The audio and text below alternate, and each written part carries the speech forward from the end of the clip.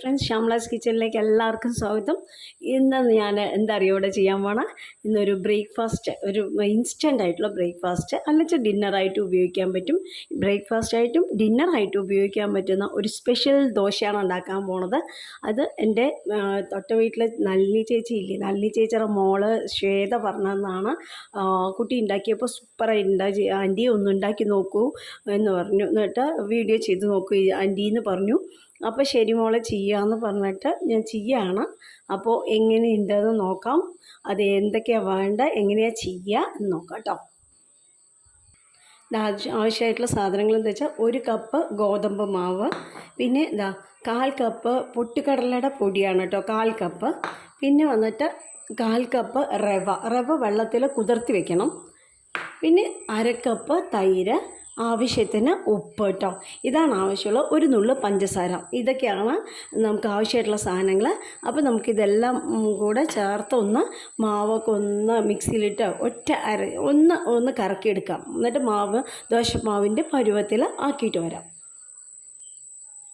ഇതാട്ടോ, ഞാനെല്ലാം ഇതിൽ മിക്സിക്കകത്തിട്ടിട്ടുണ്ട്. ഇനി ആവശ്യത്തിന് ഉപ്പിട്ട് കൊടുക്കുന്നുണ്ട്. പിന്നെ അരച്ച് കഴിഞ്ഞിട്ട് 1 നുള്ളു പഞ്ചസാരയും കൂടി ഇടുക. എന്നിട്ട് നമുക്ക് നന്നായിട്ട് ദോശമാവിൻ്റെ പരുവത്തിൽ അരച്ചെടുത്തിട്ട് വരാം.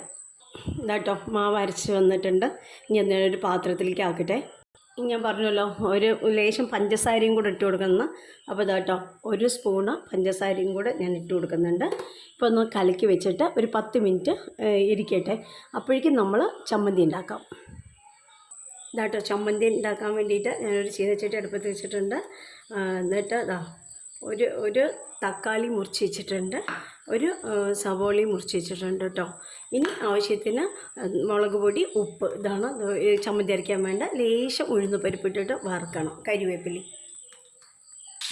ഇതാട്ടോ, ഉള്ളി ഒന്ന് ഇട്ടിട്ട് വഴറ്റിയെടുക്കാം. കരിവേപ്പില അതിൻ്റെ ഒപ്പം തന്നെ ഇടാം കേട്ടോ. നന്നായിട്ട് ഉള്ളി ഒന്ന് വഴന്ന് വരുവാറാകുമ്പോൾ നമ്മൾ തക്കാളി ഇട്ട് കൊടുക്കാം. നല്ല ചുവപ്പ് കളർ വരെയൊന്നും വറവാവണ്ട, ഒരുവിധം വാടിക്കിട്ടിയാൽ നമുക്ക് തക്കാളി ഇട്ട് കൊടുക്കാം കേട്ടോ. തക്കാളി നന്നായിട്ടൊന്ന് വഴറ്റിയെടുക്കണം. ലേശം വേവണം തക്കാളി, അതുവരെ ഒന്ന് വഴറ്റിയെടുക്കുക. എന്നിട്ട് ലേശം മുളക് പൊടി ഇട്ട് കൊടുത്തിട്ടുണ്ട്. നമുക്ക് നന്നായിട്ടൊന്ന് പച്ചമുളകൊക്കെ മാറുന്നവരെ ഒന്ന് വഴറ്റിയെടുക്കാം കേട്ടോ. ഇതാട്ടോ, തക്കാളിയൊക്കെ വറവായി. ഞാൻ അടുപ്പ് ഓഫ് ചെയ്യണം. അത് നന്നായിട്ടൊന്ന് ആറിയ ശേഷം നമുക്ക് അരച്ചെടുക്കാം. ഇതാട്ടോ, അപ്പോൾ നമ്മളൊരു ദോശക്കല്ല് അടുപ്പത്ത് വെച്ചിട്ടുണ്ട്. അതൊന്ന് ചൂടായി വരട്ടെ, എന്നിട്ട് നമുക്ക് ദോശ ഉണ്ടാക്കാം. അതിന് ശേഷം അത് നമ്മൾ വഴറ്റി വെച്ചിട്ടുള്ള ഉള്ളിയും തക്കാളിയും ഒന്ന് ആറി വരുമ്പോൾ നമുക്ക് ചമ്മന്തി അരച്ചെടുക്കാം. കല്ല് ചൂടായി തോന്നുന്നു, നമുക്ക് ഒന്ന് ദോശ ഉണ്ടാക്കി നോക്കാം.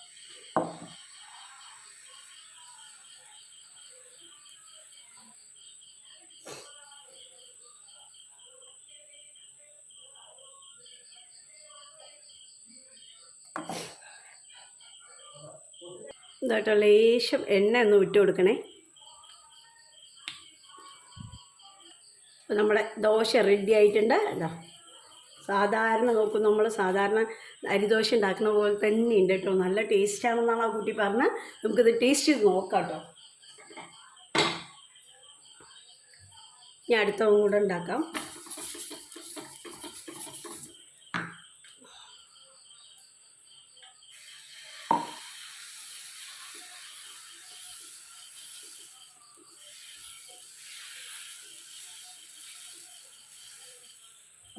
എല്ലാ ദോശയും ഇങ്ങനെ ഉണ്ടാക്കിയെടുക്കാം.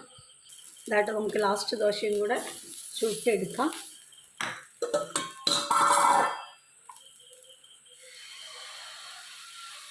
നല്ല ക്രിസ്പി ആയിട്ട് നല്ല ടേസ്റ്റി ആയിട്ട് വരുന്നുണ്ട് കേട്ടോ ദോശ.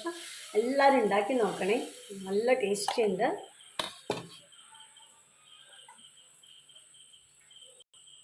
ദോശ ആകുമ്പോഴേക്കും നമ്മൾ ചമ്മന്തി അരച്ചിട്ട് വരാം.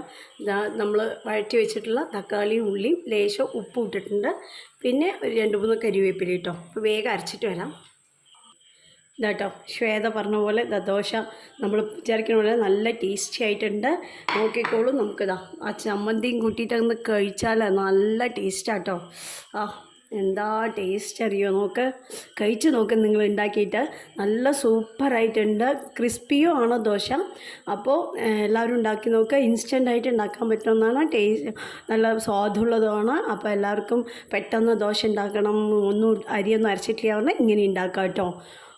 അപ്പം നമ്മുടെ ചാനൽ ആദ്യമായിട്ടാണ് കാണുന്നത് വെച്ചാൽ ഒന്ന് ലൈക്ക് ചെയ്യുക, ഷെയർ ചെയ്യുക, ഒന്ന് സബ്സ്ക്രൈബ് ചെയ്ത് കാണണേ. താങ്ക്